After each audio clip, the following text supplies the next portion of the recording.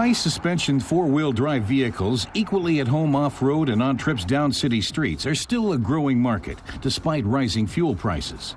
Last year, this market sector grew by 9%, so there was still room for a latecomer to hope for good chances, not only here in Germany, but also in America, the most important market.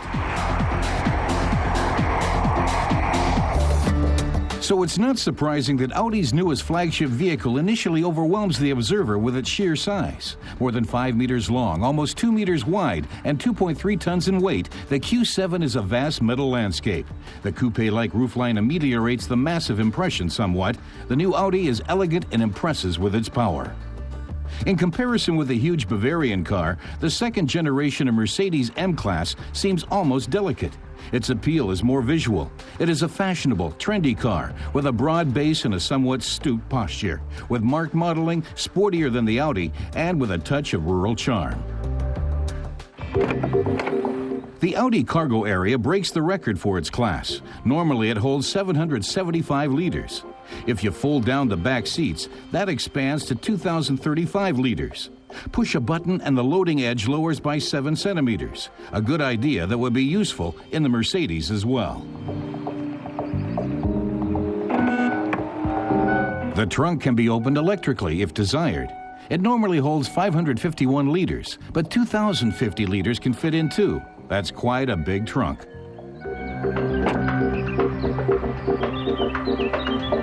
Neither manufacturer has been particularly generous with the standard equipment.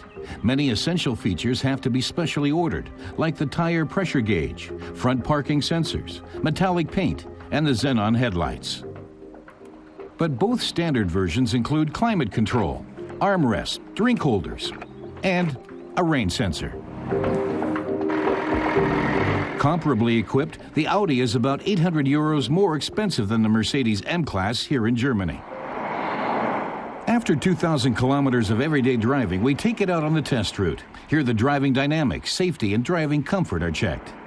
Both test candidates are diesel models. This segment is clearly a better choice than regular petrol burners in terms of economy and maintaining value. The M-Class's 3-liter self-igniter with 224 horsepower is classy. Powerful acceleration and a well-mannered, quiet ride win good marks for the Mercedes. This is a result of the standard 7-gear automatic shift, which provides power rapidly at the proper moment. The Audi diesel, also a 3-liter car with a little more horsepower, 233, is roughly the M-Class's equal in performance. But the driver notices that despite its similar specifications, it handles more cumbersomely. The reason is its 6-gear automatic shift, whose delayed response seems tacky. Next test, handling. Here, the Audi profits from its first-class all-wheel system. The Quattro directs more power to the rear wheels, relieving the front wheels of influence from the drivetrain, thus making the car easier to steer. Steering is direct and provides an outstanding feel for the road.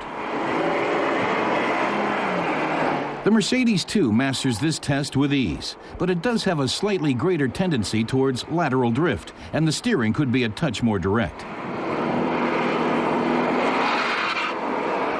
The load shift test. How safe are these cars when they take curves fast? We accelerated to 80 kilometers an hour and then turned sharply. The Audi responds a little shakily to this provocation. First, its front wheels move to the outside. Then the rear follows. It takes some effort to compensate, a weak point. The Mercedes does a better job. It too has a strong tendency to understeer, but its ESP handles that automatically. No steering correction is needed. Third test, driving comfort. Despite its pneumatic shock absorbers, the Audi can't deny its character as an SUV. Rough impact tends to make the chassis vibrate. If you lower the suspension, the chassis tightens up, but then it transmits impact straight to those in the car. The golden mean is lacking. As in the Audi, in the Mercedes, the pneumatic shock absorbers are combined with an electronic-controlled adaptive damping system, but the Mercedes eliminates the bumps better. No vehicle in this class currently does so better.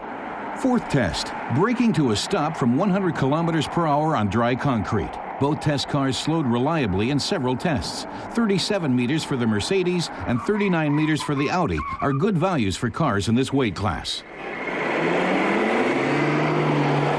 Now, off the road. After all, that's the ostensible purpose of an SUV.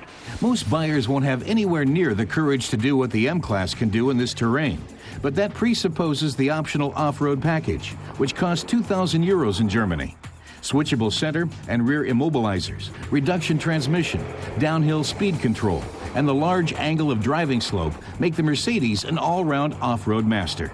The same test is torture for the Audi. It lacks the necessary technology from fore to aft. It does offer plenty of clearance above the ground, but the suspension can't be lowered, not even as a purchasable option. That means you can't control it with the needed precision. And on steep slopes, it simply gives up. It's enough for shunting a trailer around on a wet meadow, but no more than that.